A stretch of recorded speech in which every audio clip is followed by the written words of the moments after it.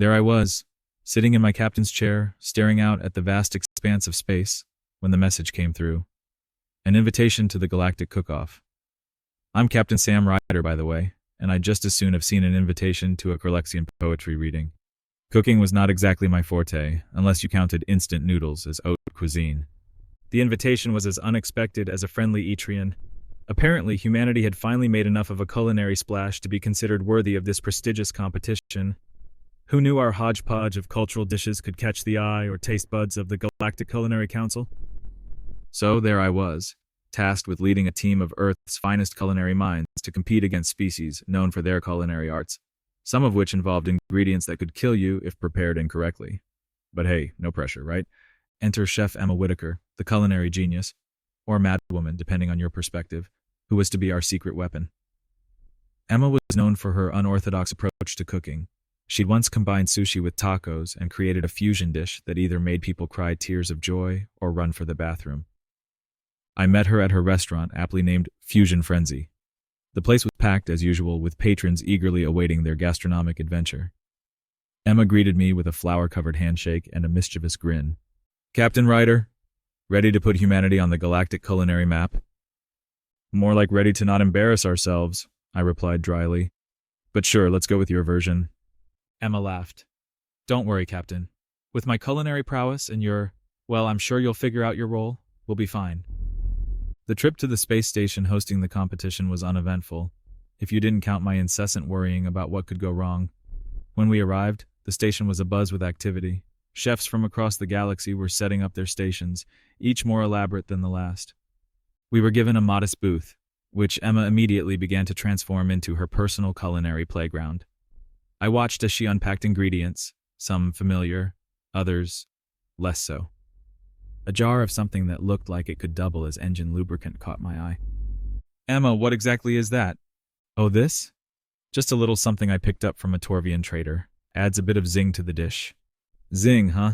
Just make sure it doesn't zing anyone to the infirmary. Emma just smiled and continued her preparations. I wandered around, taking in the sights and sounds of the competition. The air was thick with the aromas of exotic spices and sizzling meats. Alien chefs were performing culinary feats that seemed to defy the laws of physics. One was juggling knives while simultaneously flipping what looked like translucent pancakes. Another was using tentacles to manipulate a dozen different cooking implements at once. I returned to our booth, where Emma was humming happily to herself as she worked. Having fun? I asked. Oh, absolutely, this is what I live for. The competition kicked off with the appetizer round. Our challenge? Create a dish using a set of mystery ingredients provided by the council. We received a basket containing items that looked like they belonged in a science experiment rather than a kitchen. Emma's eyes lit up.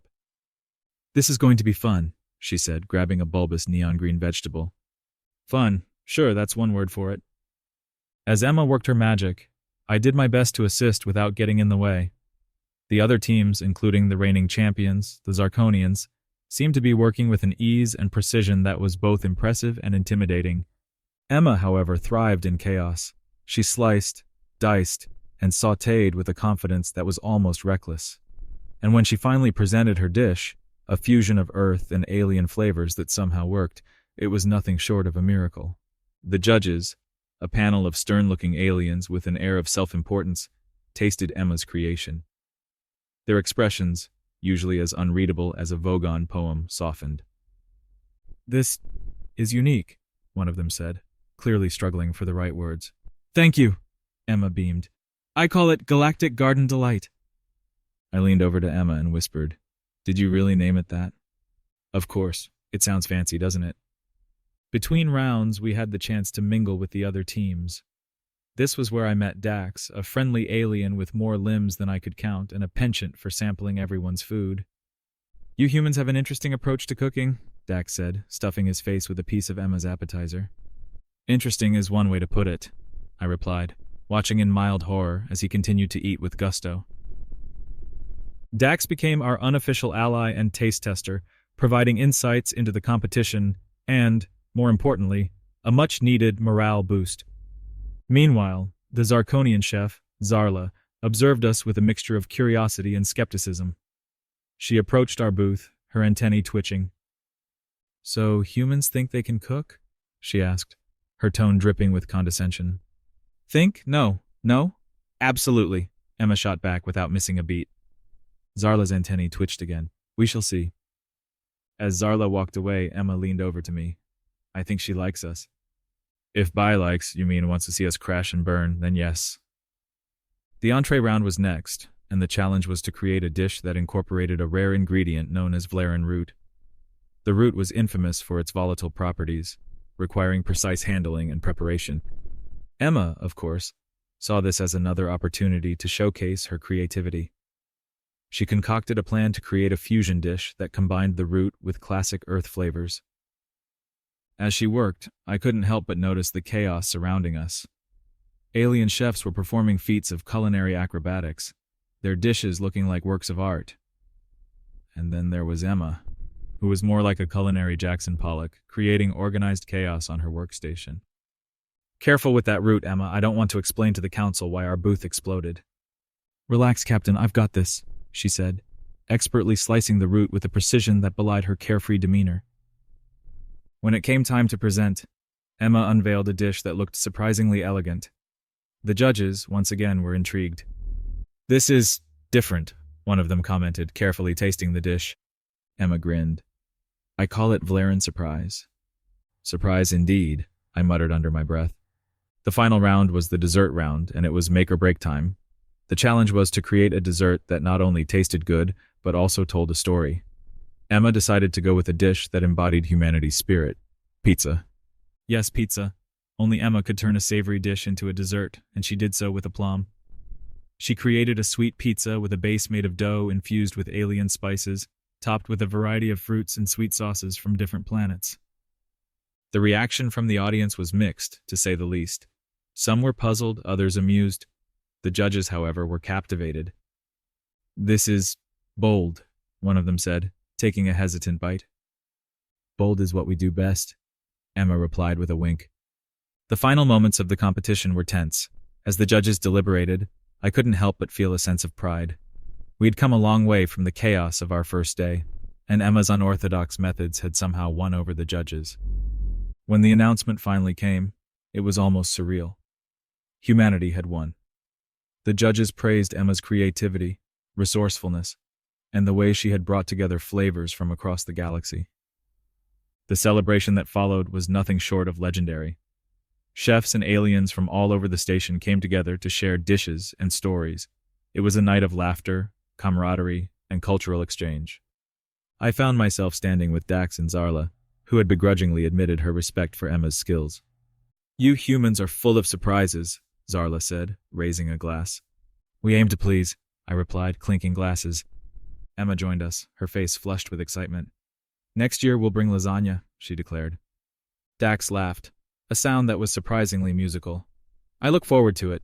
But tell me, Captain, what will your role be in this grand culinary plan? I smirked. Official taste tester, of course. Someone's got to make sure Emma's creations are edible. Emma playfully swatted my arm. Just don't eat all the ingredients before I get to cook them. As the festivities wound down, I reflected on the journey. What started as a daunting challenge had turned into an adventure of a lifetime. We had not only showcased humanity's culinary prowess, but also forged new friendships and alliances. Emma, ever the optimist, was already planning our next culinary conquest, and I, for one, was ready for whatever the galaxy threw at us next. Emma, do you think we'll ever top this? I asked as we watched the stars through the station's observation deck. Of course, Captain. There's a whole galaxy out there just waiting to be wowed by our cooking. And who knows?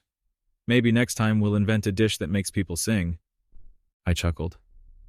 Let's just make sure it doesn't make them scream. A few weeks after our triumphant return to Earth, I found myself back at Fusion Frenzy, enjoying a quiet evening. Emma was busy in the kitchen, concocting her next culinary masterpiece. The restaurant was bustling, filled with the sounds of laughter and clinking glasses. Dax had sent a message, inviting us to visit his home planet for a culinary exchange. Zarla, surprisingly, had also extended an invitation to her own cooking school, offering to teach us some of the more refined techniques of Zarkonian cuisine. Life had returned to a semblance of normalcy, but the adventure had left its mark. Humanity's reputation in the galaxy had been elevated, and Emma had become a culinary celebrity. As I savored my meal, a dish Emma had aptly named Captain's Delight, I couldn't help but smile. Who knew that an invitation to a galactic cook-off could lead to such a wild and wonderful journey? And so that's the story of how humanity won the Galactic Cook-Off with a pizza dessert and a lot of sass. It just goes to show that sometimes it's not about following the recipe, but about adding your own spice to life. And with Emma Whitaker leading the charge, humanity's culinary future in the galaxy looks brighter and funnier than ever.